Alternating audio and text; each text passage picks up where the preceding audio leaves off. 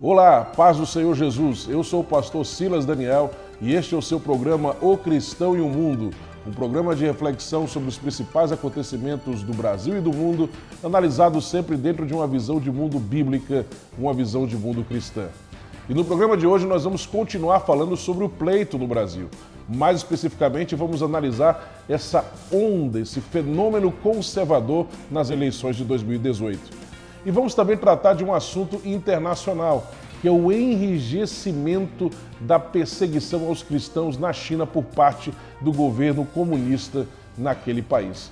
Iremos também fazer menção à boa notícia que chega do Irã, que é o crescimento das igrejas clandestinas naquele país. Bem, queridos, sobre as eleições do Brasil, é importante a gente tentar entender essa onda conservadora que marcou esse pleito de 2018.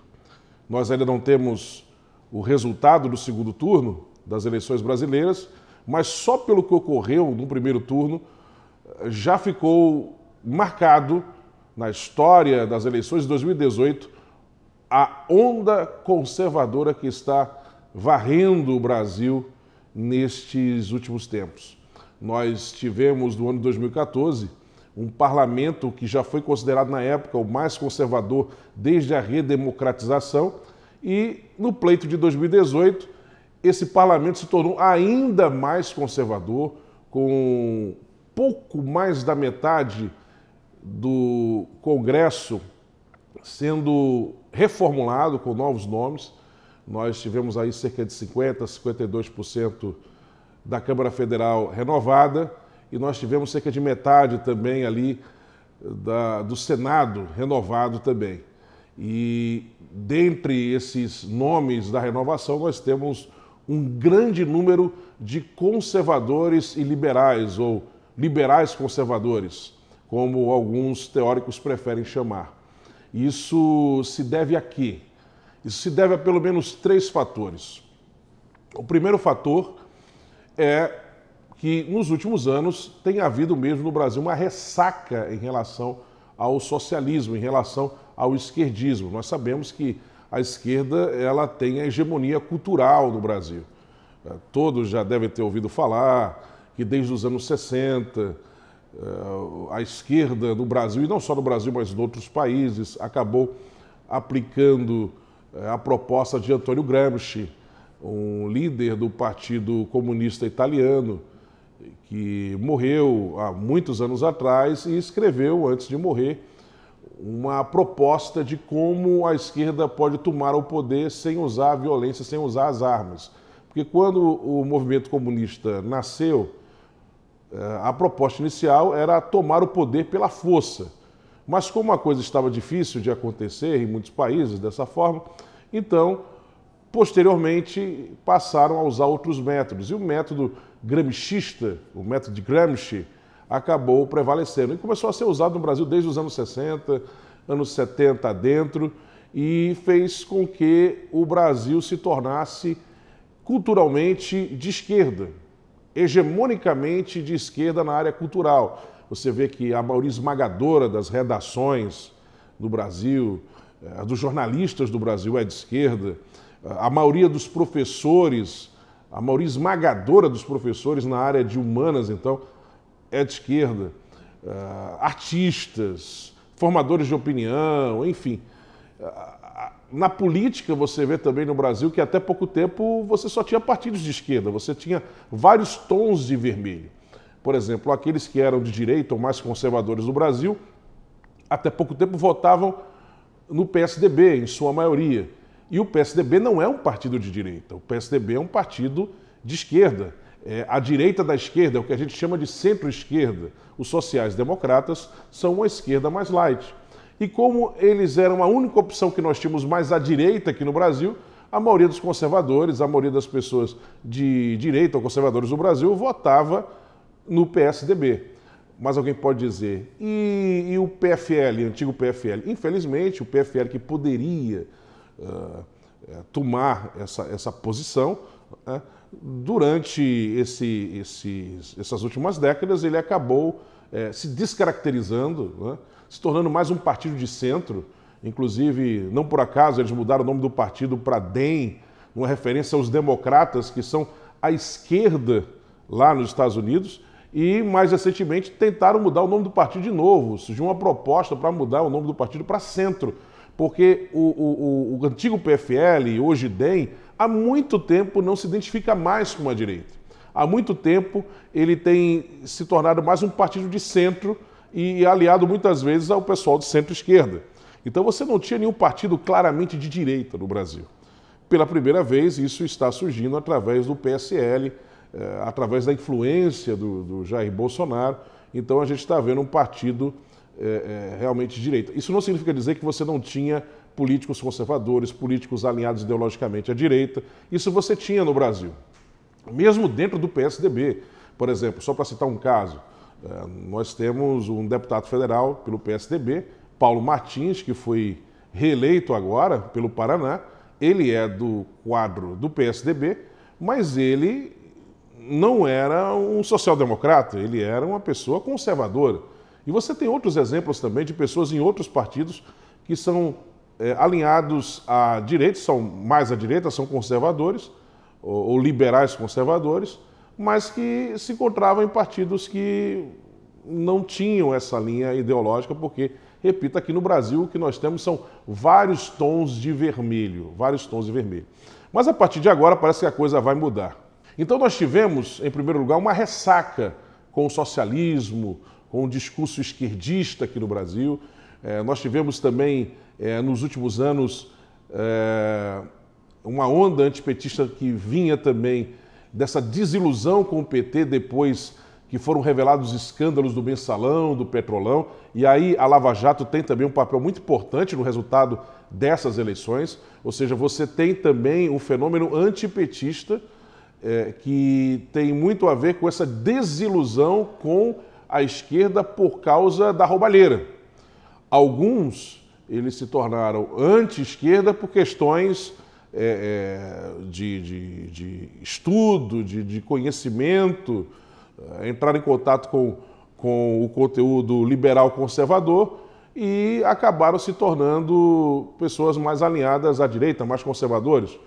Agora, outros não, outros acabaram vindo para esse espectro mais como fruto de uma desilusão com os partidos de esquerda por causa dessa roubalheira toda. Eles se venderam como o Partido da Ética e, no final das contas, acabaram roubando mais do que todos os outros. O assalto aos cofres públicos, que ficou conhecido como Petrolão, é considerado por muitos o maior escândalo, a maior roubalheira, o maior caso de corrupção da história da humanidade. Da América Latina e do Brasil, é certo. E provavelmente também da história da humanidade. Mas, finalmente, é preciso a gente também falar sobre a influência da internet. Saiu uma pesquisa agora do Instituto Paraná, que mostra, inclusive, o Bolsonaro com 61% dos votos válidos e Haddad com 39%, portanto, que traz um resultado interessante. Eles perguntaram aos eleitores qual é a principal fonte de informação deles. E ficaram empatados tecnicamente TV com internet, sendo que a internet, numericamente, passando ali, se não me engano, deu internet 45% e televisão 44%. Mas veja, é importante notar como as pessoas estão cada vez mais se informando pela internet mais do que por outros canais de comunicação mais tradicionais. Os jornais e revistas, os canais de televisão. Essa pesquisa mostra também que a maior parte dos eleitores do Bolsonaro se informa mais pela internet, enquanto a maior parte dos eleitores de Haddad, do PT, se informam mais pela televisão. Então, você percebe que a internet ela também tem um peso enorme no resultado dessas eleições.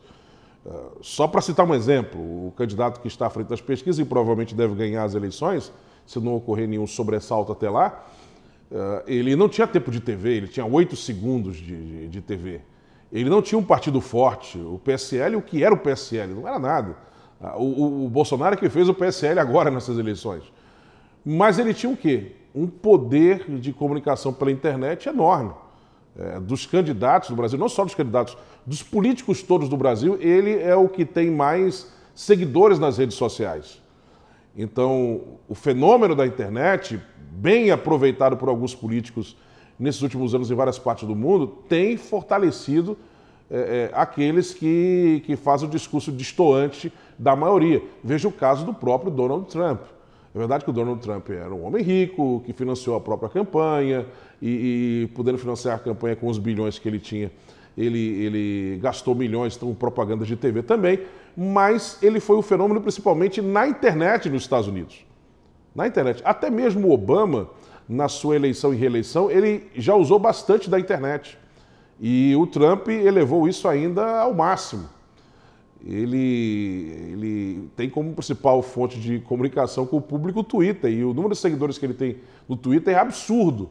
Ele acaba se comunicando rapidamente com milhões de pessoas da América e no mundo através do Twitter, que é um canal que lhe dá um contato formidável com a população e com o mundo, de maneira que ainda que lhe fossem vedados espaços nos jornais, nas revistas e na TV, só pela internet ele já tem um canal poderoso para falar às pessoas.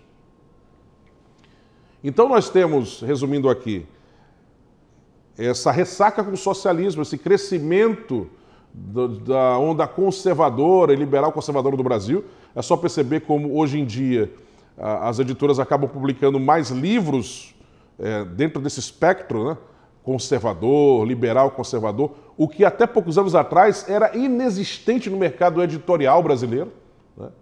Você tem colunistas conservadores, formadores de opinião conservadores e liberais conservadores já despontando há alguns anos em jornais, em revistas. Você tem até jornais que já se alinharam a esse espectro político, como, por exemplo, a Gazeta do Povo, o principal jornal do Paraná, que hoje ele existe só na internet e é um fenômeno de assinaturas na internet desse jornal. Mas além de todo um jornal que está dentro desse espectro, você tem jornalistas aqui e acolá, formadores de opinião, que começam a ter voz e a reverberar a sua voz, não só na imprensa tradicional, mas principalmente na internet, que são alinhados à direita, que são ideologicamente ou politicamente conservadores.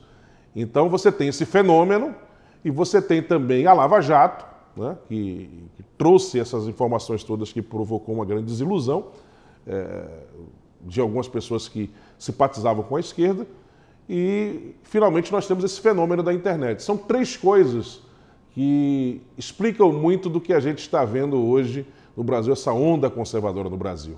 Bem, queridos, e nós não poderíamos deixar de falar sobre dois assuntos importantes na área internacional, que eu já anunciei na abertura do programa, e nós vamos terminar falando sobre esses dois assuntos, que dizem respeito à China e ao Irã. No Irã a notícia é positiva, e na China é muito negativa. A China está enrijecendo a sua perseguição aos cristãos. Nós sabemos que a China já há décadas vive sob um regime comunista e nos últimos anos acabou se abrindo na era econômica, adotando um capitalismo de Estado, que não é ainda o capitalismo normal, o livre mercado como nós conhecemos, mas foi uma abertura suficiente para fazer com que um país daquele, que tem um potencial enorme, já crescesse tremendamente na área econômica, e isso é uma coisa positiva para a China. Porém, na área política, a coisa lá continua ruim. A censura continua, a imposição do comunismo, e a coisa piorou agora para o lado dos cristãos. Se você já tinha antes essa coisa de igrejas oficiais que vivem amordaçadas, né, são permitidas pelo governo de existir, mas, por exemplo, elas não podem evangelizar, o governo é quem produz as Bíblias para essas igrejas e pega as antigas e troca por novas para garantir que eles não vão estar pegando as Bíblias para usar para evangelismo, né? É uma igreja que cresce, as igrejas oficiais, mais por índice de natalidade, né? E você tem as igrejas clandestinas, que são aquelas igrejas que não são aprovadas pelo governo, vivem na clandestinidade. Os irmãos às esconsas evangelizam, contrabandeiam Bíblias, e essa igreja clandestina é enorme. Acredita-se que na China, somando igrejas oficiais e clandestinas, você tem aí cerca de 100 milhões de cristãos ou mais. E a maioria destes justamente da igreja clandestina. Mas o que nós vemos agora, nos últimos meses, nesse ano, é uma perseguição, inclusive, às igrejas oficiais. Foram arrancadas cruzes das igrejas oficiais. Alguns templos foram destruídos. Para você ter uma ideia, eles agora estão querendo mudar o texto bíblico, fazer uma tradução da Bíblia própria, feita pelo governo chinês, e que vai misturar um pouco de comunismo, confucionismo, para que a Bíblia da igreja oficial chinesa, das igrejas oficiais chinesas, elas não se choquem com os valores do comunismo. Inclusive, as igrejas vão ser forçadas agora a cantar hinos comunistas no culto. Quer dizer, o que está acontecendo lá é algo terrível. Já houve queima de Bíblias na rua. O CPAD News, os boletins do CPAD News tem mostrado isso, o site CPAD News também. Se você não viu, entre lá no site CPAD News e coloque lá na busca perseguição a cristãos da China, ou assista aos últimos boletins do CPAD News no canal TV CPAD e você vai ver como as coisas estão acontecendo lá de forma terrível, a nos preocupar com os nossos irmãos da China. Oremos por eles, oremos por eles, oremos pela Igreja do Senhor Jesus na China. E, queridos, uma última notícia e positiva. Tem chegado informações nos últimos anos de que está crescendo o cristianismo no Irã. Veja, o Irã não se abriu para o Evangelho. O Irã não se abriu para o cristianismo. A perseguição lá aos cristãos ainda é grande. Né? Porém, apesar de tudo isso, apesar dessa perseguição, dessa censura, a informação que nós temos é que o cristianismo está crescendo, está florescendo no Irã. Há um crescimento exorbitante da igreja clandestina no Irã. São cristãos que vivem o seu cristianismo clandestinamente e que têm se proliferado, e principalmente jovens têm sido alcançados pela mensagem do Evangelho. Seja via internet, seja através de evangelismo o básico, né? O corpo a corpo, face a face, né? Esse que, aliás, é o principal evangelismo, né? Lá você não tem programas de televisão, você não tem programas de rádio que preguem o evangelho, mas você tem aquele corpo a corpo de cristãos evangelizando as pessoas, o evangelismo individual, né? E você tem também a internet. Muitas das mensagens cristãs chegam ao coração dos iranianos via internet. Então, é lindo saber que, apesar de toda aquela censura, a Igreja do Senhor está crescendo no Irã. Oremos também pelos nossos irmãos no Irã. Queridos, estamos chegando ao final de mais um programa O Cristão e o Mundo. Eu espero que você tenha gostado desse programa e até o nosso próximo encontro na quinta-feira. Deus te abençoe. Até lá.